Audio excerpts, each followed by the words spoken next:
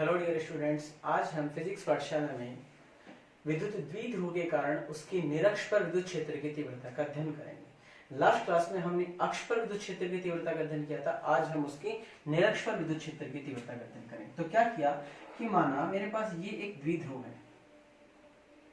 Plus Q और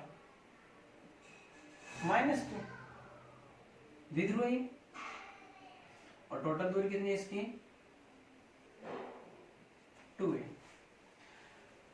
यदि ये इसका मध्य बिंदु है तो ये इसका क्या हुआ, निरक्ष।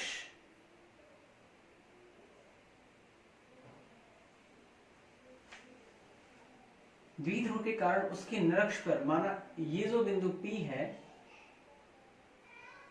इस बिंदु पर विद्युत क्षेत्र की तीव्रता का अध्ययन करना है, जिसकी यहां से दूरी कितनी है r, टोटल दूरी 2 है तो ये दूरी भी 1 होगी और ये दूरी भी क्या होगी 1 होगी। ध्यान से सुनिए, मेरे पास एक विद्युत द्विध्रुव है plus Q minus Q, total दूरी बीच की दूरी कितनी है 2 है। इसे द्विध्रुव के कारण निरक्ष, ये इसका क्या होगा निरक्ष। इस निरक्ष पर r दूरी पर स्थित बिंदु P पर विद्युत क्षेत्र की तीव्रता का अध्ययन करना है। एक बात तो, ये दूरी a है, ये दूरी r है, तो ये दूरी कितनी हो जाएगी, दोनों को मिलाइए, सॉरी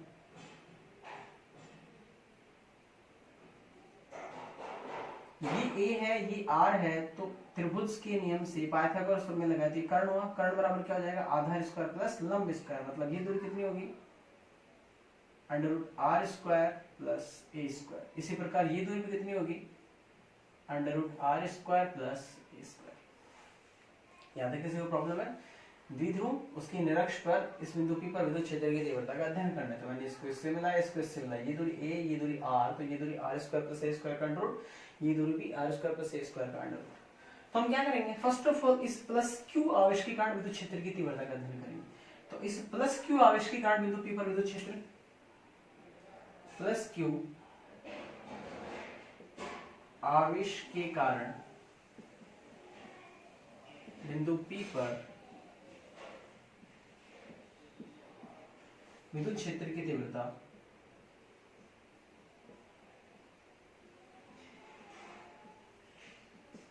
कितनी होगी, E प्लस क्यू कितनी होगी 1/4 में क्या होता है KQ अपॉन R स्क्वायर, तो 1/4 पाई एप्सिलॉन नॉट, आवेश कितना है Q और भाई बीच की दूरी, दोनों के बीच की दूरी क्या है अंडर रूट a स्क्वायर, इसका स्क्वायर करेंगे तो रूट हट जाएगा, मतलब क्या होगा R square plus a square, जिसकी दिशा क्या होगी प्लस के कारण तो बाहर क्या होती है ना, ये लो जी, इसको मैंने नाम दिया E plus Q, plus Q आवेश के कारण इधर, जिसका मान कितना होगा E प्लस क्यू का मान इधर। इसी प्रकार माइनस क्यू आवेश के कारण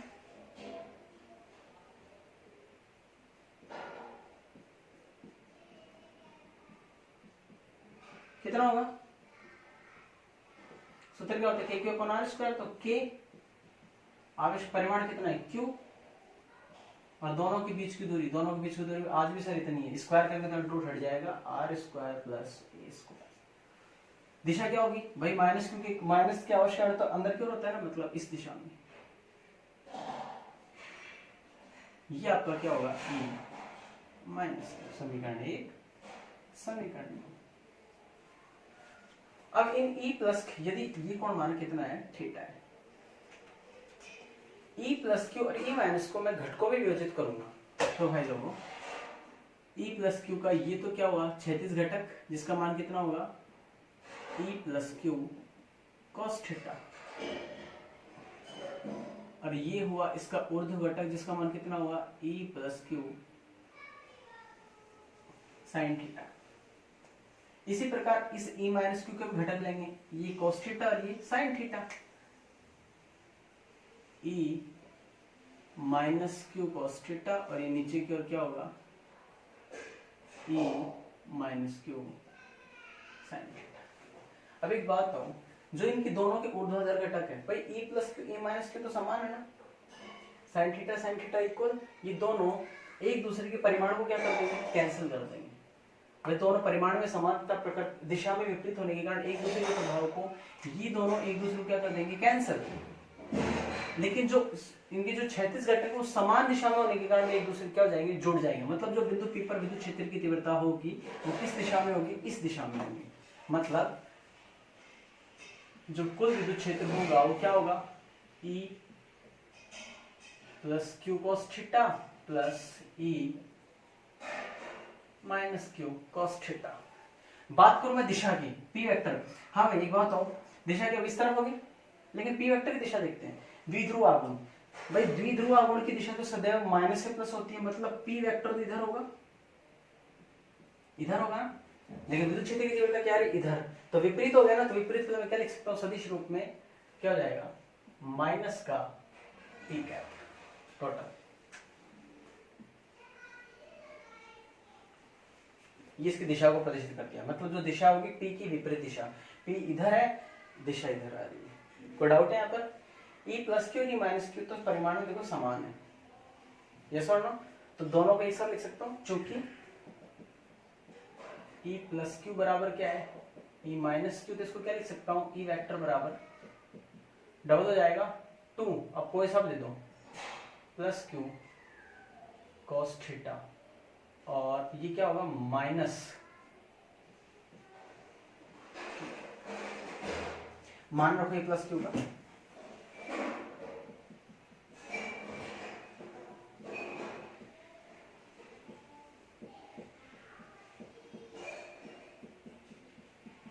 क्या है, माइनस का 2, ये प्लस क्यू क्या होगा,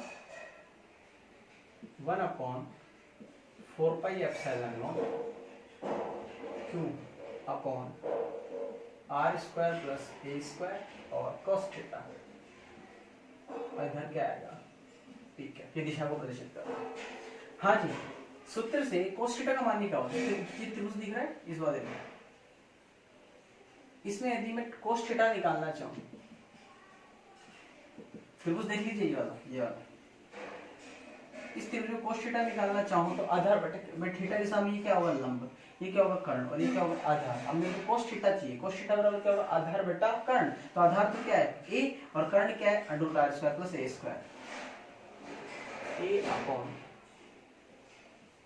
r square plus a square, value put करो, माइनस का 2 upon 4πε0 q upon R square plus A square, और a अपॉन अंडर रूट को मैं पावर 1/2 लिख सकता हूँ, और ये P दिशा। टोटल देखना चाहो क्या हो जाएगा, माइनस का 2qa अपॉन 4πε0, और ये 1 और आधा 3/2 हो जाएगी टोटल,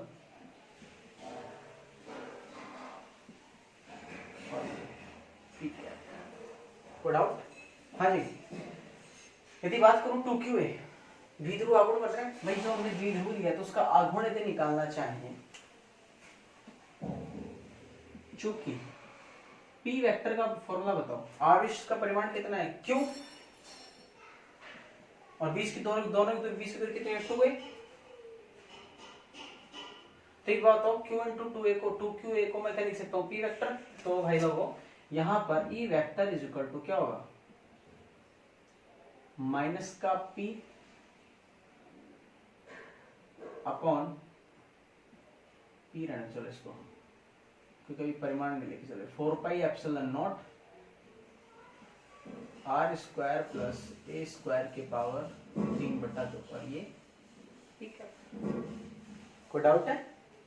ओके, अब यदि कोई केस कंसीडर करें, क्या यदि r is very very greater than a, last class में डिस्कस किया था, तो इस स्थिति में r square plus a square को मैं क्या लिख सकता हूं, r स्क्वायर रखो। तो E वेक्टर बराबर ये तो माइनस का 1/4πε0 P, इधर r स्क्वायर रखेंगे तो r स्क्वायर की पावर 3/2 बचेगा,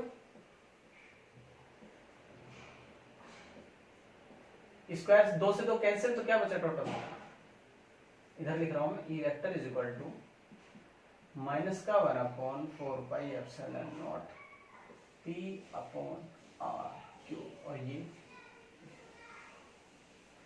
तो ये क्या है हमारा विद्युत क्षेत्र। मतलब जो विद्युत क्षेत्र होगा उसकी दिशा, पी वेक्टर को दिशा रिप्रेजेंट कर रहा है, उसकी विपरीत, मतलब इधर था इधर, इस दिशा में। तो इसको ये भी लिख सकते हैं माइनस का KP अपॉन आर क्यूब।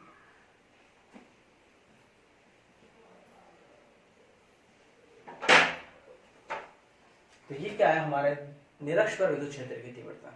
परिमाण कितना है KP upon r cube. Last class में जो अक्ष पर आया था, अक्ष पर हमारा क्या आया था, ये क्या है निरक्ष। भाई देखो लास्ट क्लास में जो हमने अक्ष पर डिस्कस किया था वो कितना आया था 2KP अपॉन आर क्यूब। परिमाण लेके चलते हैं तो याद रखना परिमाण में अक्ष पर विद्युत क्षेत्र निरक्ष पर विद्युत क्षेत्र का दोगुना होता है। एग्जाम में कई बार प्रूफ भी पूछ लिया, सिद्ध कीजिए कि अक्ष पर विद्युत क्षेत्र की तीव्रता निरक्ष पर विद्युत क्षेत्र की तीव्रता का दोगुना होता है, या फिर निरक्ष पर अक्ष की तुलना का आधा होता है। किसके कारण, द्विध्रुव के कारण। तो ये हमारा क्या था, द्विध्रुव की निरक्ष पर विद्युत क्षेत्र की तीव्रता। Thank you.